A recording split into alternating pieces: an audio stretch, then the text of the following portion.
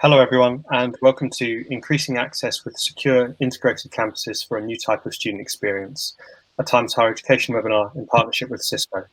My name is Alistair Lawrence, I'm the Special Projects Editor at THE, and I'm delighted to be joined today by an expert panel from academia and industry who are Catherine Chambers, who's Head of Digital Education at Keele University, Raymond MacDonald, who is Chair of Music Psychology and Improvisation at the University of Edinburgh, Alison Metcalf, who's Pro-Vice Chancellor at Sheffield Hallam University, Santanu Vasant, who is Head of Learning and Teaching at the University of West London, Tom Ward, who is Pro-Vice Chancellor of Education at Newcastle University, Terry Williams, who is Education Business Architect at Cisco, and Kay Yeoman, who is Academic Director of Learning and Teaching Enhancement at the University of East Anglia. So to begin, I'd like to note that a lack of investment in digital transformation has been highlighted over the past year, with many universities having been required to address not just short-term solutions for teaching and learning, but also undertake strategic reviews that evaluated the strengths and the weaknesses of the technologies and the processes that they offer to their staff and students. Now, many universities are making new investments in education technology, but several questions remain about how effectively the sector has transformed the student experience as university leaders continue to address the challenges that still impact on both their staff and the student experience. To start us off today, I'd like to ask the panel why remote access is still creating challenges at their institutions and what more can be done to support both staff and students. Catherine, can we start with you? Yeah, hi Alistair. That's a big question, and I've been thinking about this for a while. I mean, there are many reasons why remote access is creating challenges, from making sure that students have access to proper equipment and staff as well, digital capability, so upskilling digital capabilities in staff and students is certainly one of our priorities. The other challenge really is around learning design and making sure that the platforms that you're using, the pedagogy fits the platforms. Do tell me if I'm going off on different tangents here, if you'd like me to focus on specific tangents, so clear instructional learning design is so important when it comes to teaching and learning remotely and remote access, which is why it's really important for students to have the self-directed independent study skills, which of course ordinarily would be given face-to-face, but are not because of remote access. So this question is quite a broad question actually to answer, from the technical access and availability of equipment to digital capabilities and skills of staff and students, and then there's the kind of learning design element as well, which comes with that remote sort of teaching and learning, really. And how's Keele started to, is it taking sort of a multifaceted approach to looking at those three things individually? Because they are separate issues, but obviously they all join up under the same topic. Yeah. So, I mean, in terms of obviously platforms, like many universities, we've been using Microsoft Teams. We've just looking to upgrade Blackboard and look at integration in Blackboard and also Panopto. So we're just reviewing that at the moment and how that's going to work. There is the big question of hybrid learning, which is another topic in itself. But we are just reviewing that at the moment, in readiness for obviously the next academic year.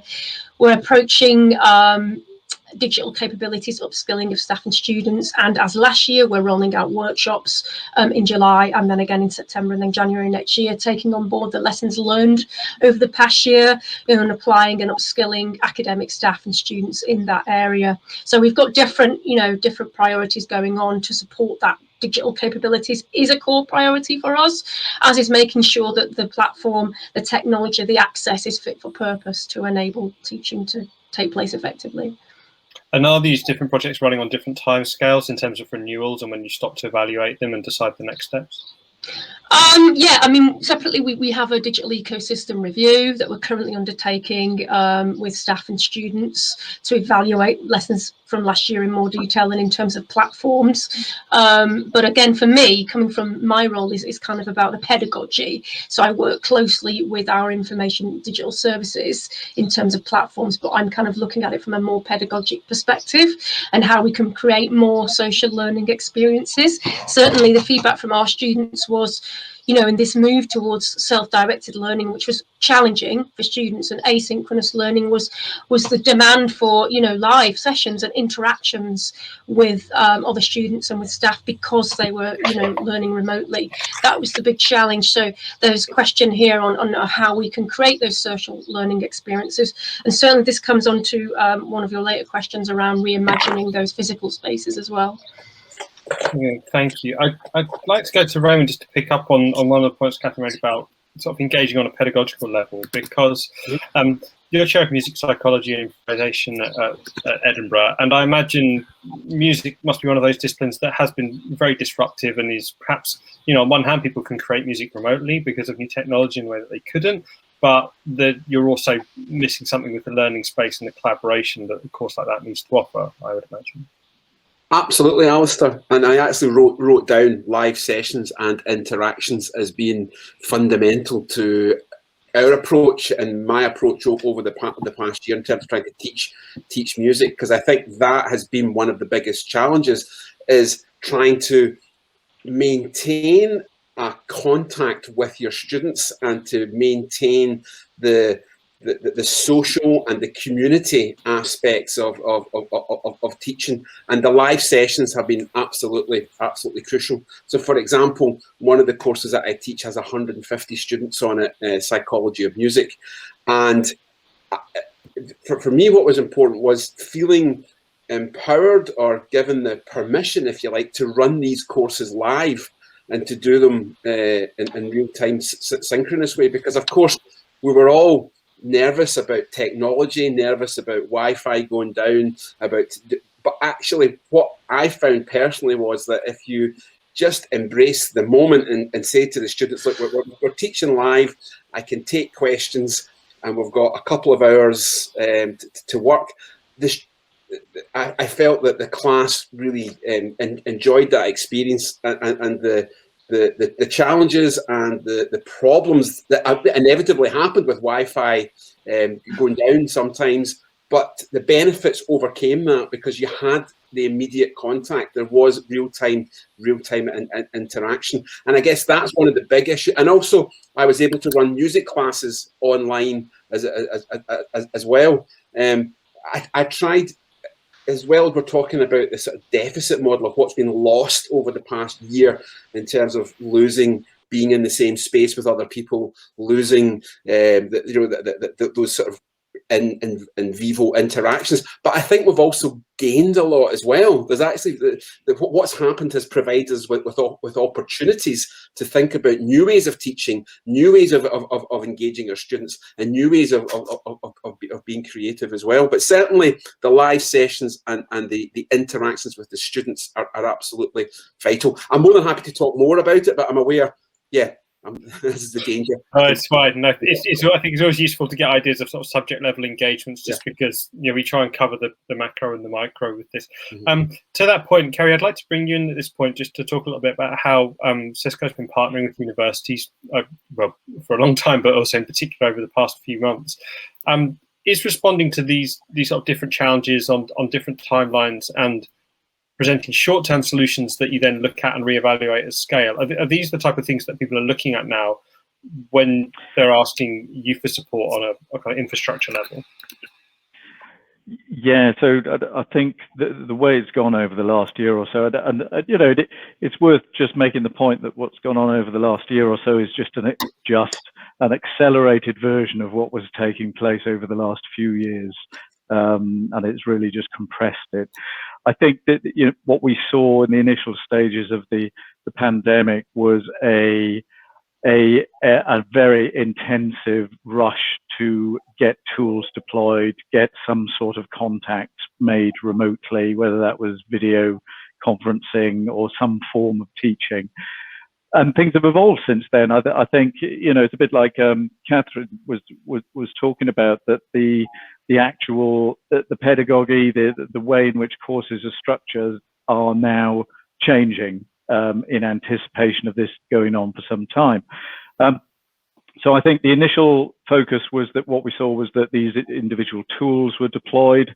What we started to see then was something which was addressing, in a way, more of the bread and butter side of end-to-end performance. Because one of the challenges, of course, if a student is at home, maybe back with their parents, is that the number of moving parts that have to come together in order to provide a decent student experience are enormous. They've got their broadband at home, they've got their devices. Are their devices up to it? There's an awful lot that's not under the control of the university. So what we have seen is the deployment of technology that at least allows you to monitor and manage that end-to-end performance, sort of all the way from the applications through to the student experience. I'm not quite sure that stretches quite as far as what Raymond was talking about, and I know the problems of latency when trying to get a band together online collectively. You have to learn about Ethernet cabling and all sorts of other stuff, and you can only play slow music, so it's not that level. But what we have seen is that just being aware of and monitoring that end-to-end experience then starts to improve the end-to-end experience, and both for structured information like that is content in LMSs, all the way through to group interactions. Great, thank you. Yeah, it's interesting to see what new genres will be birthed as a result of people only being able to play music online. Tom, I'd like to come to you to just pick up on a point that Kerry made about the university's deployment of technology and improving that kind of end-to-end experience. Is now a good time for universities to be ambitious and to look at what they can do to increase their scale and increase their reach in terms of the courses that they offer? Yeah, I think so, but perhaps a little carefully, in that I don't think the technology should lead, it should enable. And as has been alluded to, I think where we need to make big steps is around understanding the pedagogic side of what online can look like. I think the experience of the last 18 months has been a sort of refiner's fire that has, in positive ways, shown up what is easy to do and what's difficult to do and what matters most. So there's a nice parallel in AI. There's a thing called Moravec's paradox, which is that it's easy to make AI become the world's best chess player, but almost impossible to make a robot that can play tennis at the level of a 2-year-old. And I think the experience we've been through is, roughly speaking, and with great respect to our colleagues from industry who do brilliant things, the tech worked, the bandwidth survived. Teams, Canvas, Blackboard, they rolled out these amazing technologies with a sudden escalation in usage scale, and the didactic content and delivery of it proved to be not all that difficult. But the sense of community, the sense of belonging, the shared experience, the fun of being a student in higher education on a beautiful campus, those things became immensely difficult. And I think there are really good lessons to learn from that. My summary would be the technology is not where the biggest challenges are right now at all. Okay, thank you. Alison, if we can come to you next, how much of what Tom says has been a similar experience to what you've gone through at Sheffield Hallam?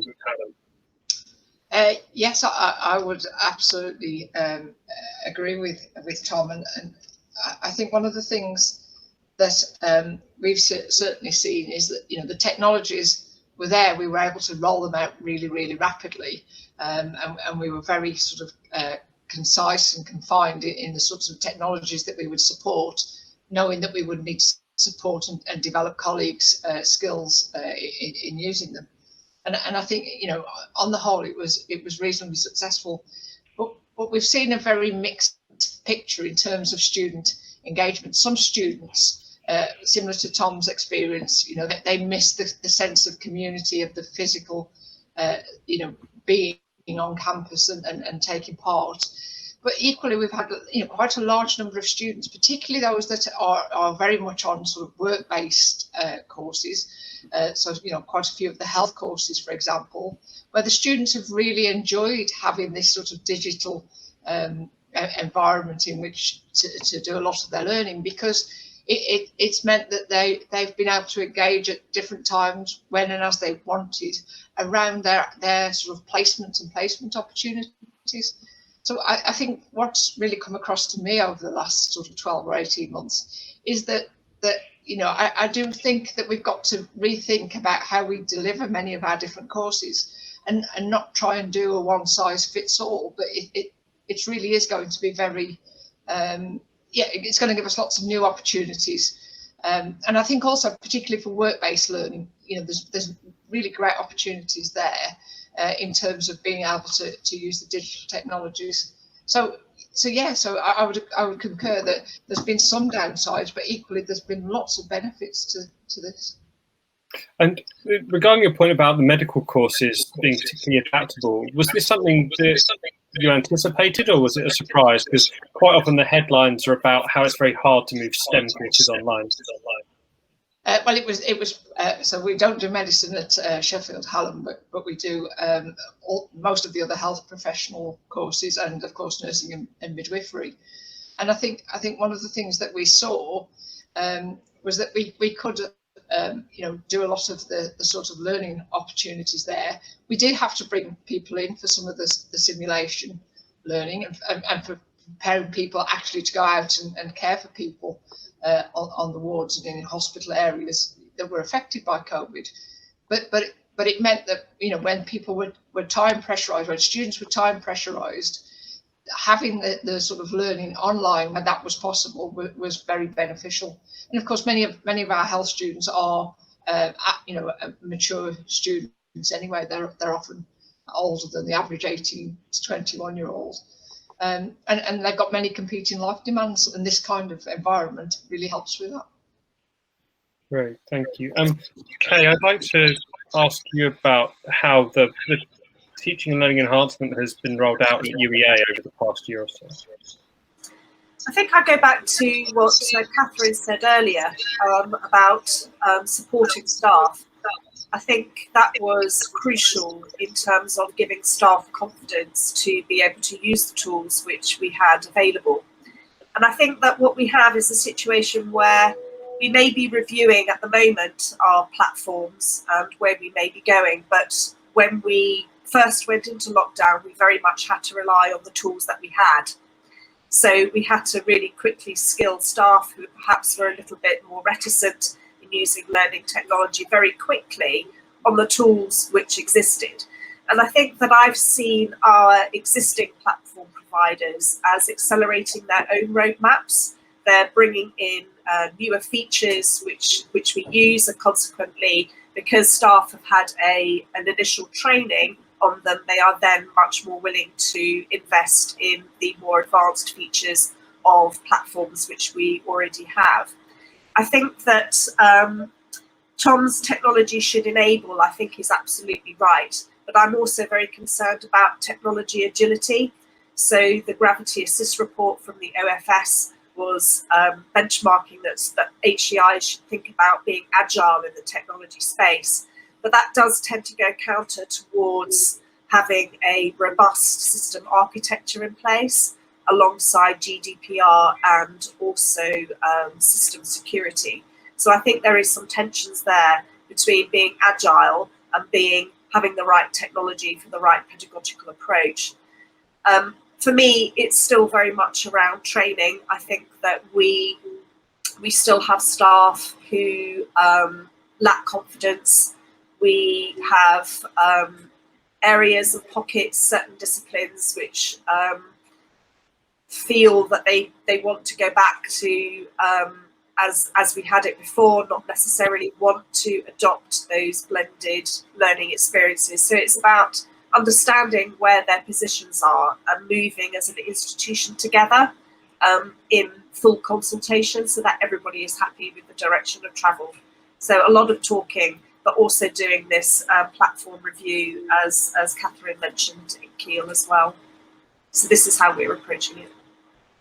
Brilliant, thank you, Kate. It's great to get an overview. It sounds like you've complicated job, but one you've identified all the areas where you need to address these things. Santi, I'd like to come to you next to build on the points that Kay made, and was asking in terms of adding training and agility to your members of staff. Is there going to be a change in the physical space that you utilise on campus when restrictions ease, so you can offer different types of courses and different types of approaches?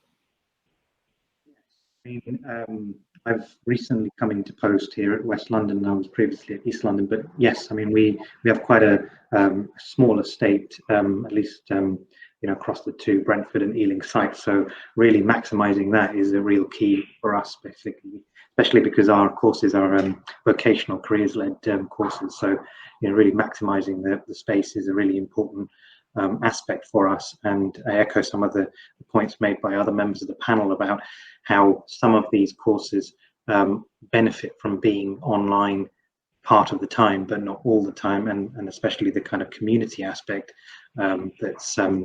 that's really a key thing for us at the University of West London here, for our students who are mostly mature and BAME students. So that's a key thing for us to kind of keep in mind, but really thinking about the space as a social space as well, and as flexible and agile as possible, with movable furniture and flexible spaces where students can come. We have a lot of commuter students as well from the M25 area, so they come in.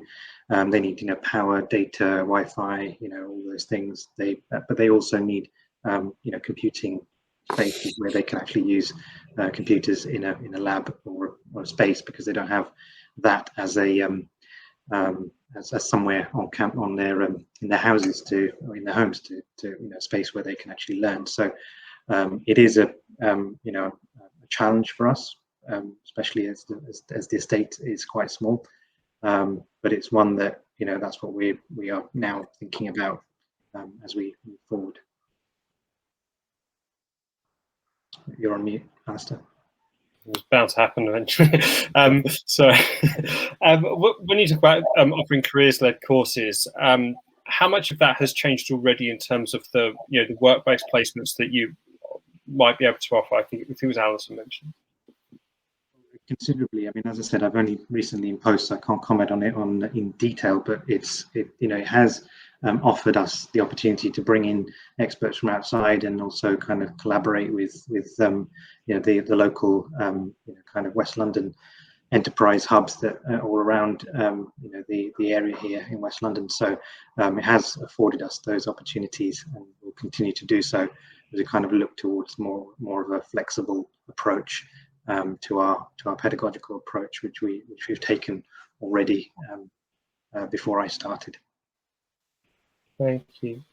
Kerry, if I can come to you next, how are the requirements for on-campus facility starting to change the conversations that you're having with Cisco's university partners? Yeah, quite considerably from a number of directions. I mean, as Senator just mentioned, the repurposing of space is a massive theme, and that goes on at large and small scale. So some universities are doing anything from selling off their estate to repurposing residential units for teaching or research. There's also, the lower profile repurposing of space, because the retail economy on campus is huge. A lot of money comes in from that. So what we're seeing is the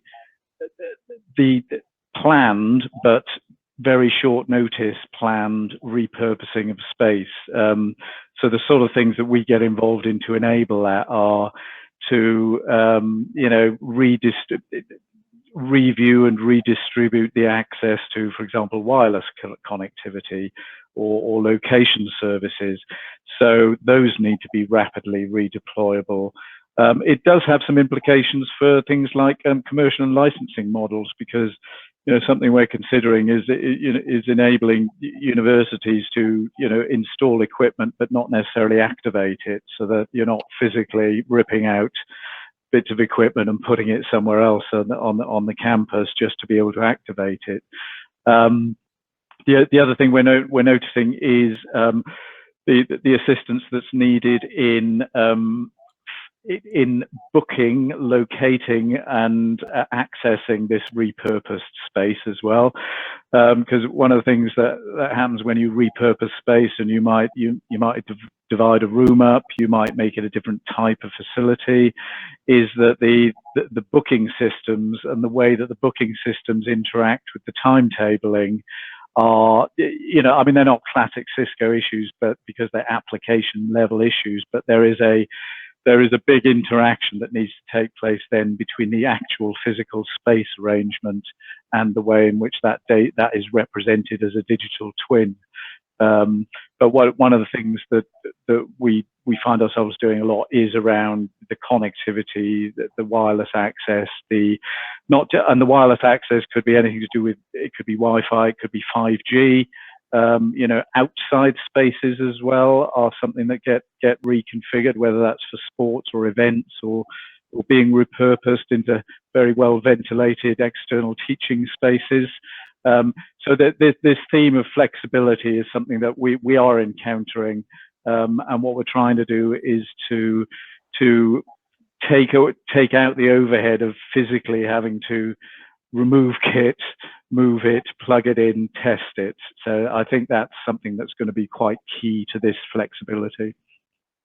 Right, thank you, Kerry. Kath, I saw you nodding in agreement with Kerry's point about sort of the space clashes and repurposing sort of physical assets on campus.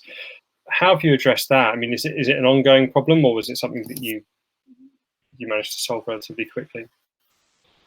So actually, I was nodding just in relation to the comment that you were talking about, the connectivity. So just to go briefly to Keel's priorities at the moment is investing in connectivity, and we're having a complete network refresh project. So replacing and improving the Wi-Fi provision is absolutely critical.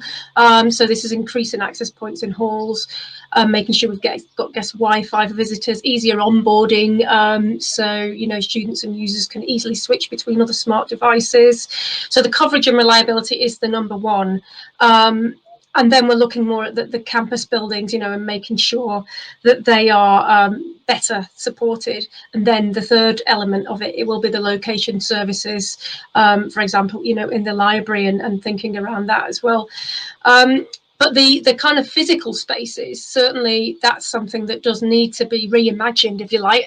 As we're thinking about how we approach teaching and learning, what we don't want is to go back to how we were teaching before and thinking about lectures, and so we really only refer to thinking about lectures as in micro lectures when we're producing them for asynchronous learning, really, and thinking how that works within the whole sequence of the learning design. So it's always thinking holistically about the learning design, and for me the physical spaces, well, you could reimagine those in different ways, but it should be primarily about supporting that social learning experience and that community, bringing people together.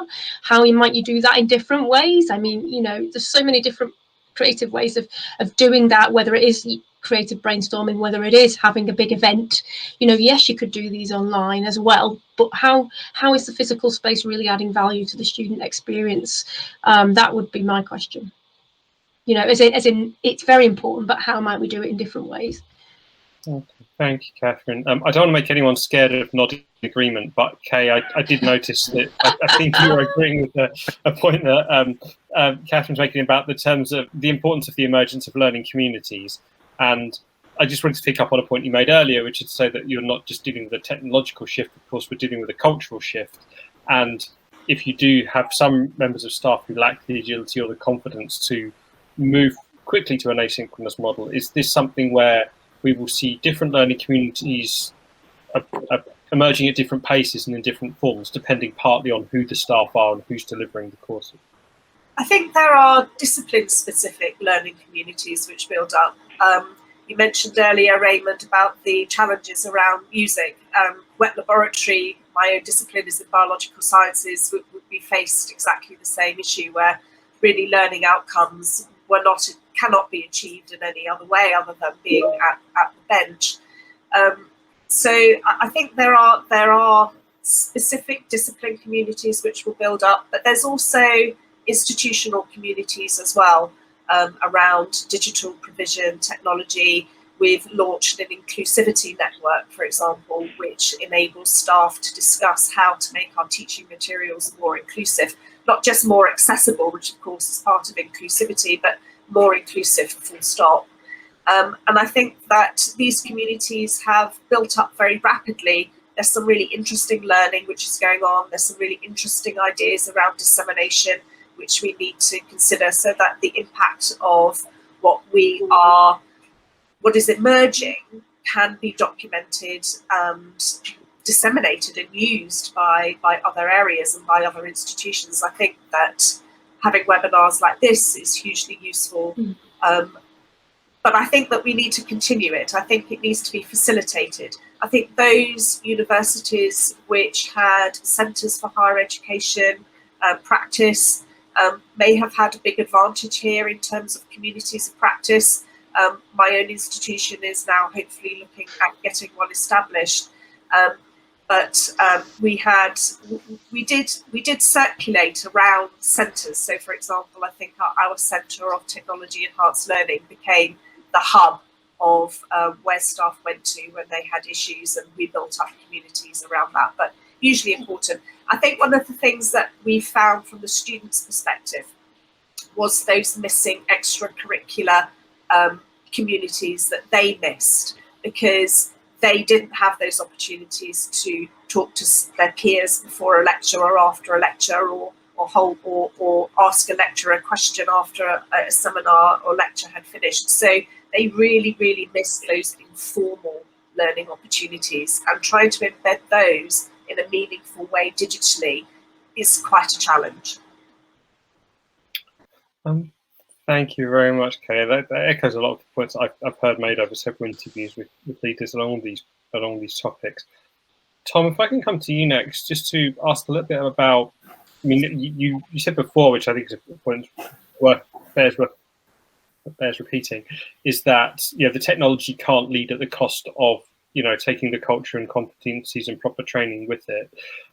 Are there new tools and new platforms that are emerging now that help build up the kind of social interactions that Kay mentions are difficult to nail down when everybody's online? There certainly are, and a colleague from Cisco and other places would know more about them, really. And I think here almost the reverse is true. And we need to learn how to use what is available for the social side. And we were all feeling this really vividly almost before the students were. When this all happened, university senior leadership teams were locked in Teams or Zoom meetings back to back all day, with no water cooler moments and no unagendered sort of opportunities to just let your hair down and support each other and so on.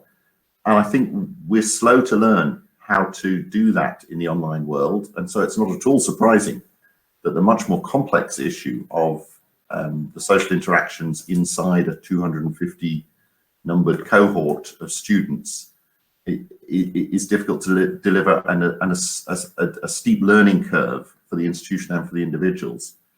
That said, as soon as you step back from the formal mindset or the instructional mindset, students are completely brilliant at how they use WhatsApp or Facebook or whatever to create ad hoc groupings, to socialize, to interact, to get to know each other and so on. So I think we just need to learn better and do some joining up. And of course, God willing, combine it quite soon with your actual face-to-face shared coffee type experience. Thank you, Tom. To that point, I wondered if any of the panel were considering the international cohort that their university accommodates, and what have been the challenges around making them feel included during this period, and also what are the opportunities going forward to broaden their appeal to international cohorts and engage with them in different ways. Alison, I was wondering if I could come to you about this. Yeah, sure. I was thinking as Tom was speaking, there are real opportunities here, although we could, we've lost the sort of water cooler moments. What I also think it does is opens up potentially to greater international partners and partnerships and ways of working and ways of delivering teaching in new and different ways, such that we get our students much more engaged with international partners as well, because this digital technology really opens that up to far more students than would normally have happened. Certainly the students at Hallam don't always get the great international opportunities that perhaps some of the other universities, the Russell Group universities, perhaps bring in terms of internationalisation. But now through digital technologies, I think we can find new ways of creating those international opportunities. So for every downside, there is a benefit as well. Alistair, I'd just like to just reflect on something here, thinking about what Alison said there about partners. I think just think about the experts that you have access to when you're teaching that you might not have done before. So if they weren't able to come on campus, say you were having, I don't know, a discussion with your students and an industry expert or an expert, it was quite difficult before unless you could bring them in on campus. When I was doing working at the Open University a few years ago, we were thinking about how we could create learning communities on the MOOCs. So we designed synchronous sessions, live sessions involving experts from the Lunar Planetary Institute. It was for a MOOC on planetary science. And the feedback we got was really, really positive in terms of just hearing from those experts. The experts shared their research. There was a lot of chat, a lot of discussion. We had a lot of fun with those synchronous sessions. We had live experiments going on. If you can kind of imagine a magazine format, in programs. So I'm not saying we take the one show, but taking elements of that and playing around with that when you're creating synchronous sessions, you can have so much fun with. And the great thing about, digital and how it's enabled you to be more creative in many ways with synchronous learning, I think it is fantastic. So I think we should embrace that, but then at the same time think creatively about how we can use those physical spaces as part of that thought process. Alistair, could I jump in? Of course, please do. It just strikes me there are multiple accesses to multiple types of expertise that we need to get our head around. To me, quite amusing example is come the autumn, up and down the country, there will be anguished, learned, well-intentioned discussions about the post-colonial experience taking place in seminar rooms, with 10 million students at least experiencing the post-colonial world with personal expert knowledge available via a Zoom call. And the more we can start to think, of course we can access these different experiences and so on, without flying someone halfway around the world, across barriers of exchange rates and visas and COVID restrictions, the more we'll benefit our students. Thank you, Tom. Raymond, I'd like to bring you in at this point, just to, if you can tell us a little bit about how you think that this process may play out, in no pun intended, in your discipline. Oh, sorry, I think you're on mute. Apologies. Yeah, so all the points that Tom, Alison and Catherine made there, I absolutely echo and endorse. One of my roles is postgraduate director in music school, so issues like postgraduate supervision has actually been enhanced, I think, because it's all gone online. Staying in touch with students who are working remotely has also been enhanced. Getting experts in, both for external examining and also being part of expert panels and research seminars, has also sort of really been radically changed. So these are all sort of developments, if you like, in terms of sort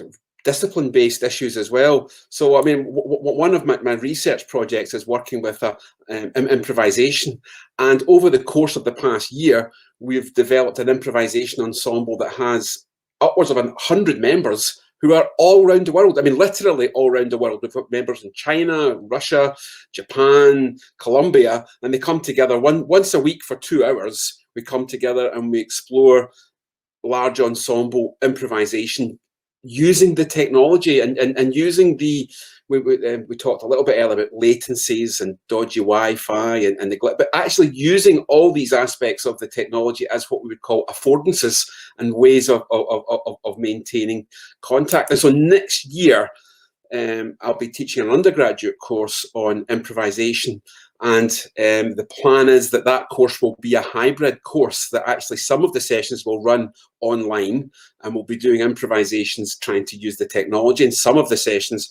will be classroom based. But I think that the plan is to, if you like, use the developments, use our experiences over the past year, and then, you know, we're not going to go back to the way it was. So we fold in the developments and we fold in the opportunities into our experiences going forward. But there is absolutely no doubt that we are changed by this sort of, you know, the technological aspects of what we've been involved in over the past year. So things like external examining, supervision, research seminars, access to experts, and also staying in touch with, because a lot of postgraduate students do work remotely, so keeping in touch with them, I think, is going to be a lot easier. You've raised a couple of points that I did actually want to get into. One was assessment and another one was alumni engagement, where they're both quite big topics in themselves. But the question I had about assessment was to ask, for disciplines such as yours, does putting it online and people perhaps watching their own performance or seeing their own performance assessed, does that take away some of the fear factor, part of what they're being assessed on? Do you think that will increase attainment for individuals in the long term? Yes, possibly. I mean, without going down a rabbit hole, I've got my own views on assessment in music. It's difficult anyway to offer objective assessments of attainment in music anyway. So the short answer is yes. So the way in which I've worked with assessment this year is, yes, students are recording performances, they're placing those performances online, and we're discussing, but they're also recording their presentations and placing them online as well. So once again, I think there are conceptual and academic benefits that we can bring to the overall assessment process. Great, thank you very much. I hope that's not a bit mealy-mouthed there. Yeah, it's all right. No, it's fine. I don't want to put you on the spot too much. We've had a question. We've had several questions from the audience, but one of them is, do any of the panel have experience they can share with co-creation or student consultation for digital? I think it's digital course design. And if there are, basically, I think asking about what student feedback loops have been like, and if there have been any particularly effective examples of where you've been able to make improvements.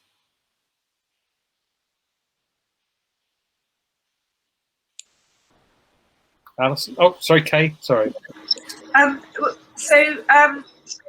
We've appointed some student digital learning ambassadors. So this is a pilot initiative. They're being funded from our widening participation.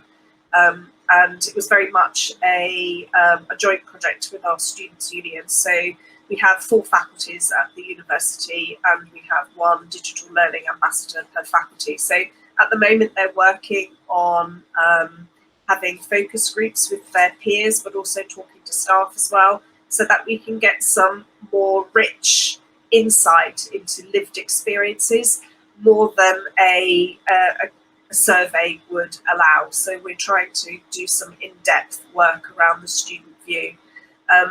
That's still very new, so we are waiting to see what the results of that are. But they've already come up with several themes of what students are telling us. A lot of it is about personal time, contact time, advising, having actually that contact with their lecturers that they've missed. So we think we're going to get some really valuable insights out of it. So I would recommend it if you have some capacity to do it, is to have these digital learning ambassadors. Thank you, Kay. I want to go to another point I think I think it was, sorry, what Tom or Raymond made about postgraduate supervision, how that's changed in the period. I was wondering how postgraduate provisions are changing, whether you think these will be diversified further or whether they can be scaled internationally. I mean, are people noticing different levels of engagement? One of the key points that gets made a lot when we talk about undergraduate engagement during this period is that something like lecture attendance is higher than ever because people can access on demand or they can access via Zoom in real time. What does take a dip is the other points that we've spoken about, which is anything to do with the social interaction or the adjuncts to your formal webinar and lecture setup. Are there other advantages to shifting postgraduates online in perhaps that these are people learning in slightly different ways, or if they're taking a more research intensive approach, they are perhaps not looking for the same level of initial sort of social interaction and networking that undergraduates are. Catherine, do you mind? Yes, so big part of my role is actually overseeing the postgraduate programs that we deliver online, and I think there is definitely something in what you're saying there about undergraduates. Really, certainly from an undergraduate perspective, we've definitely got feedback on the importance of the synchronous, the live, the interactions.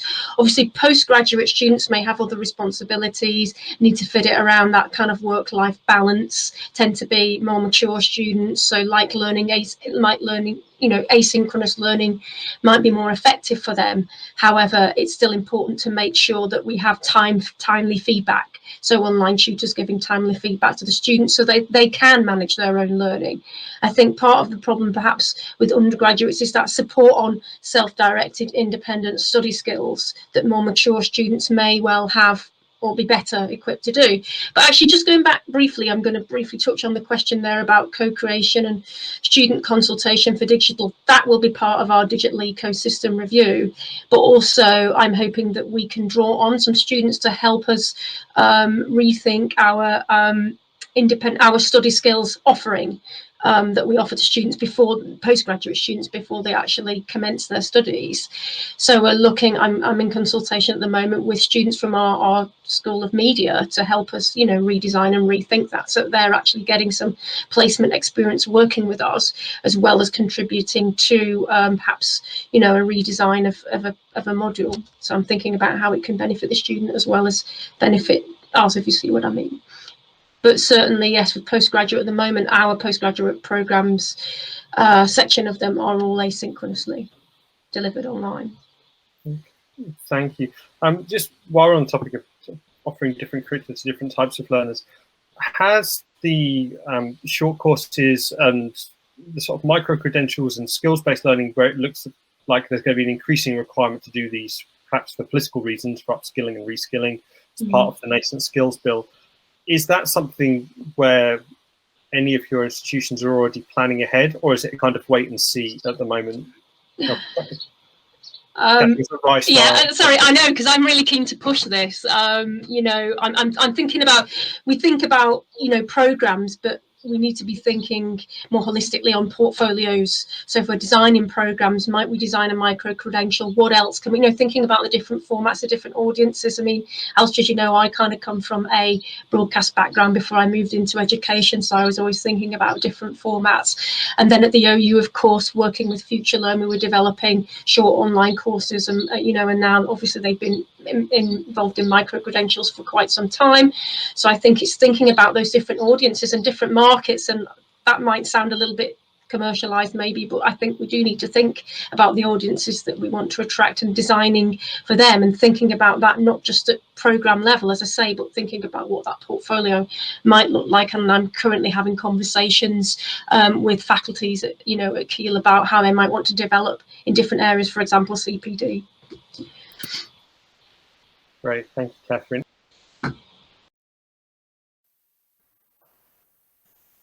Pressing the wrong button on the top there. Alison, can you tell us a little bit about how this process might be shaping up at your institution? Yes, so I mean, it's sort of early days yet. I think one of the things that Hallam is certainly looking at is to how much they really want to engage digitally. That there's a strong impetus at the moment to bring students back physically and give students a much stronger physical presence in terms of the campus. But equally at the same time, sort of modernising the campus, making sure that the campus is much more adaptable, much more flexible in its use and how it gets used. So what this has done has just released a whole different way of thinking about how we were going to restructure the whole campus originally anyway. So we're just working through those phases at the present time. Do you think the amount of time that staff will be required to physically spend on campus will vary a lot depending on the type of courses they're changing?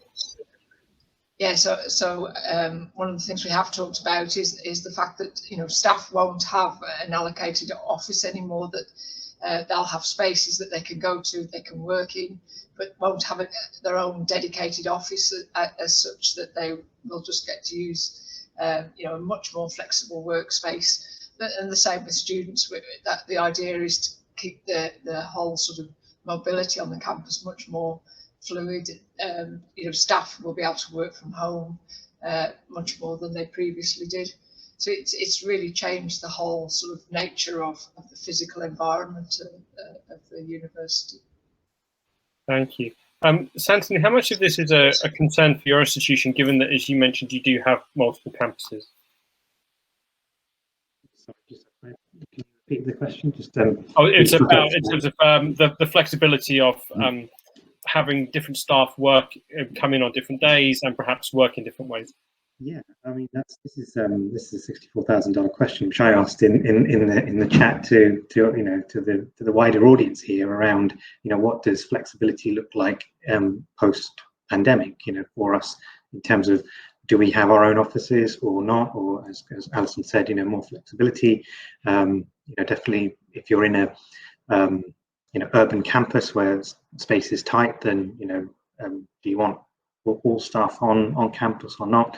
I'm coming in a couple of days a week at the moment, and will be coming in more towards the start of term personally myself, but I was interested to know what other colleagues felt about the way in which the staff working, those that aren't student facing predominantly, or if even if they are, if they're doing other, is it based on task that you're getting staff to come in, or I'm just curious as to whether things will, as reports, conflicting reports say, 5 days a week, and some say 2-3 days a week, or and the impact on climate, and if we come in just to be on Zoom calls or Teams calls in the office, is that a good use of time, travel time, work-life balance? Just curious as to what people on the panel think about that. Okay, thank you. Tom, if I could perhaps come to you about that, given your previous point about technology not leading the teaching agenda, is it wise that the availability of physical space doesn't necessarily lead what you do with your people? Yeah, I mean, this is a big and complex territory. It strikes me a certain irony is that our campuses are being pushed by circumstances into more resembling the workplaces that our graduates will enter, which are going to be more complex. But I think it's also territory where we need to listen to the student voice, and the student voice is very clear that they value face-to-face interaction with the people they are learning from and partnering with to do their higher education, and we have to respect that. I think the future is definitely going to be different, but it is not going to have empty campuses. That is not what students want, and the research evidence, such as it is, suggests that the way we optimize learning and the experience with the experience we have of online technology is a mixed model. Does involve face-to-face interactions. Of course, sometimes in some subjects it has to be in a laboratory, around an operating theatre and so on. But across the board, students value the personal interaction, and we do too. You know, I think the emotional feelings as people return to campus are very strong, and they mean a lot. And it's not going to be the same, but it's not at all going to be a fully online empty campus future. Do you anticipate some trial and error in terms of getting the balance right? It has to be, and we have to build confidence in a new way of doing things. You know, that there are people who are understandably very anxious about what a return to campus means. I'm on campus right now. It's lovely to see, you know, the campus right now is beautiful and has a lot of people on it. The sun is shining. That's contributing to a feeling of positivity about what the university experience can mean in the future. But yesterday I was working remotely, and I think we just need to get used to that slightly more complex, slightly richer sort of way of working across the board. It's not just universities. You know, the economy will change as the use of online grows. Thank you, Tom. And we've got about 5 minutes left. Kerry, I'd like to come to you one more time if I can, just to pick up on another question that we had, which is around, and as we start to coordinate this balance and the split between online and in person, the type of work that Cisco is doing with universities, how much is sustainability at the forefront of the new measures that are being put in place? I think what we've seen of sustainability when it comes to, I mean, all aspects of it, like lower carbon and waste management, etc. I would say that the pandemic hasn't accelerated that as an agenda. I mean, there have been a couple of non-technical things that are driving that in terms of there are some standard clauses in contracts for suppliers these days, which are all about sustainability. I think there's a lot that could be done around sustainability, and I think some of those are not necessarily the technologically enabled elements of that. I would say the technologically enabled elements of that are very much to do with things like energy use, on campus physical wastage, things like space reconfiguration. You know, we've just, I think somebody was mentioning that was it faculty members will no longer have you know, their own space. I think the actual need for space will reduce. So whereas there was space dedicated for particular faculties in the past, now that it's going to be shared space which different faculties can book. So there'll be a lot, I think, space utilization. The more space utilization increases, the lower the carbon footprint, basically. But I mean, there are all sorts of whizzy things that are available and can be installed, and a lot of equipment gets installed by default with sensors. I mean, we all know what it's like to walk into a room and all the lights go on. And we all know what it's like to be working intensely at something and not having moved for a bit and the lights go off. And it's, you know, that kind of tuning it needs to be worked on. But then there's also other kinds of energy use as well. So I'd say the pandemic hasn't really accelerated that. If anything, it's dropped a little bit down the agenda for obvious reasons. But at the same time, you know, the carbon footprint of physical universities has massively dropped because of the amount of remote learning and remote working. People not on the road, not driving to work. So, I mean, there's been a lot of positive effects, but as we come out of it, I think that agenda will need to be more systematically addressed. Thanks, Kerry. Yeah, I think it's a point worth making. Obviously, we're talking about the issues at hand, but could I just keep one eye on the things that we have kind of pressed pause on, whether that is sustainable development.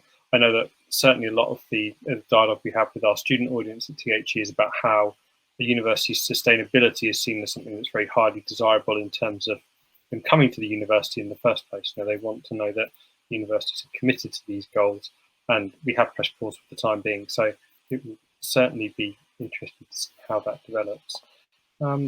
We are very close to time, so rather than try and squeeze in one more question and put anybody on the spot to answer in about 45 seconds, I would pray for the best that we draw things to a close there. Thank you to everyone for joining us in the audience today. Thank you to our panel, Santanu, Kerry, Raymond, Catherine, Kay, Alison and Tom. It's been really informative listening to you all talk and listening to you talk about your shared experiences, where things are different, where things are the same. Hopefully it's been very useful to everyone in the audience as they can start to build for the future as well, the next stage of securing and integrating their campuses and their student journey in a different way. So thank you all very much for joining us. An on-demand version of this will be available on the THE website. There'll also be a summary article of the key takeaways if anyone would like it, so they can revisit the material or also distribute it to their colleagues. So I will wrap things up there. Thank you very much and goodbye. Thank you.